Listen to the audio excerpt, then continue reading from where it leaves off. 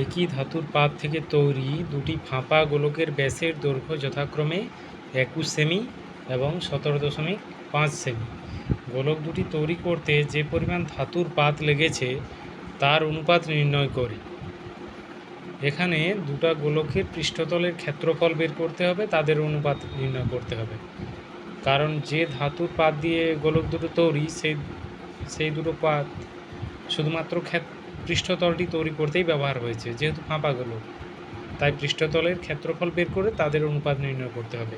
তবে লক্ষ্য করতে হবে এখানে দুটো গোলকের ব্যাসার্ধের দৈর্ঘ্য নয়, ব্যাসের দৈর্ঘ্য দেওয়া আছে। একক দুটোতেই সেমি আছে, সুতরাং একক পরিবর্তনের কোনো দরকার নেই। কিন্তু ব্যাসার্ধ বের করে তবেই ফর্মুলা অ্যাপ্লাই করতে হবে।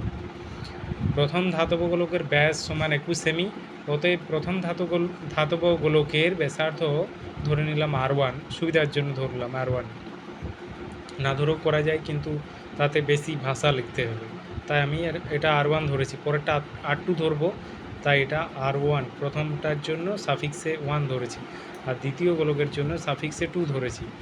তাহলে ব্যাসার্ধ R1 সমান হবে 21/2 সেমি, মানে ব্যাসকে 2 দিয়ে ভাগ করলে হয় ব্যাসার্ধ। এবার প্রথম ধাতব গোলকের পৃষ্ঠতলের ক্ষেত্রফল A1 সমান 4πr1 স্কোয়ার। দ্বিতীয় ধাতব গোলকের ব্যাস দেওয়া আছে 17.5 সেমি, এর ব্যাসার্ধ R2 সমান 17.5/2 সেমি।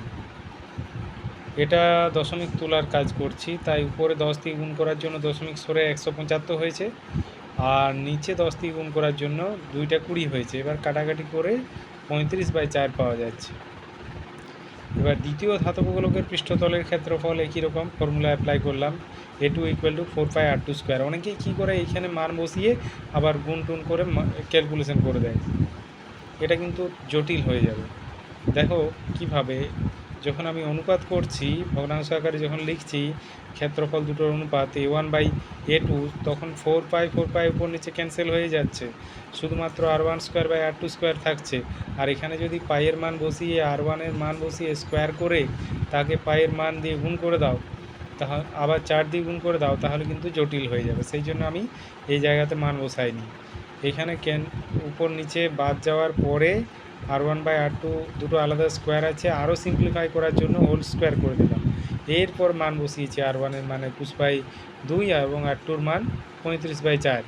ভগ্নাংশকে ভগ্নাংশ দিয়ে ভাগ করলে ভগ্নাংশ উল্টে গিয়ে গুণ হয়, তো উল্টে গুণ হয়েছে, হোল স্কোয়ার ছিল, বাইরে স্কোয়ার চিহ্নটা ব্রেকেট দিয়ে বাইরে লিখেছি। এবার ভিতরে আবার কাটাকাটি হয়ে সিম্পল হয়ে যাচ্ছে 6/5 তার হোল স্কোয়ার। এরপর স্কোয়ার করেছি, এটা হয়ে যাচ্ছে উপরে 6 6 36, নিচে 5 5 25। এবার ভগ্নাংশকে অনুপাত আকারে লিখছি, A1/A2 ছিল, হয়ে গেল A1:A2, আর ডান দিকে 36/25 ছিল, হয়ে গেল 36:25। তাহলে গোলক দুটি তৈরি করতে যে ধাতব পাত লেগেছে তাদের ক্ষেত্রফলের অনুপাত 36:25।